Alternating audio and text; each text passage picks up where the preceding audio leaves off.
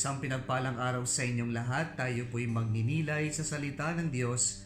Ang pinagbubulan ng awa at tawa ng ating buhay ang salitawa.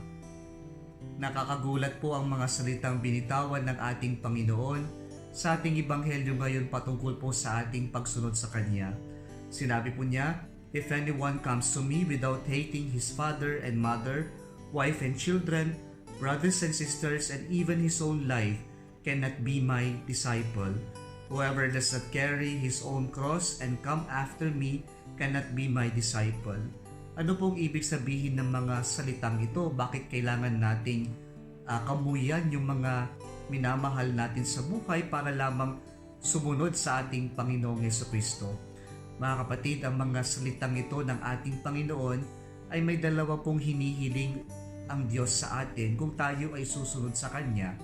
Una po, na gawin natin pangunahin ng Diyos sa buhay natin. Following the Lord or discipleship demands us to make our God as our first and number one priority in our life.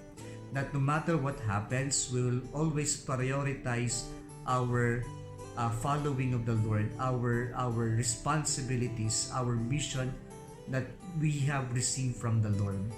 Kaya po sana sa ating pag-yes sa Kanya, malinaw sa atin ito na ang ating yes ay commitment na unahin ng Diyos kahit ano pa man ang mangyari, that Jesus takes precedence over our personal and human relationships, na ang Diyos ang uunahin natin sa lahat ng bagay sa buhay natin.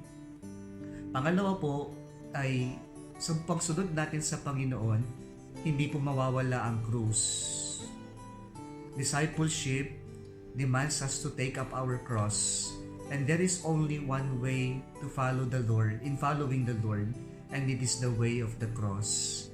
Kaya po sa buhay natin, kapag po tayo ay nag-yes sa Panginoon, ibig pong sabihin nito ay hindi po magiging komportable ang buhay natin. Hindi po ito bed of roses o kaya naman ay a walk in a park. But following the Lord or discipleship is a way of the cross.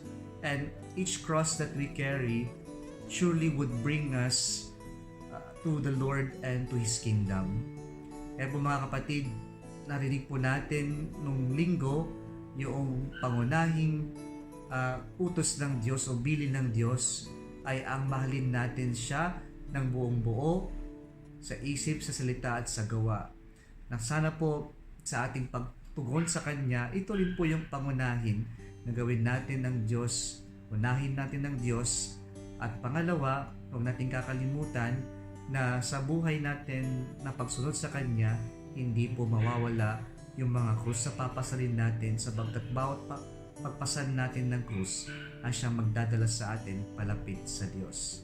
Kung nagustuhan mo ang video na ito, huwag kalimutang mag-like, i-share at mag-subscribe sa Salitawa Facebook page and YouTube channel. Muli isang pinagpalang araw sa inyong lahat.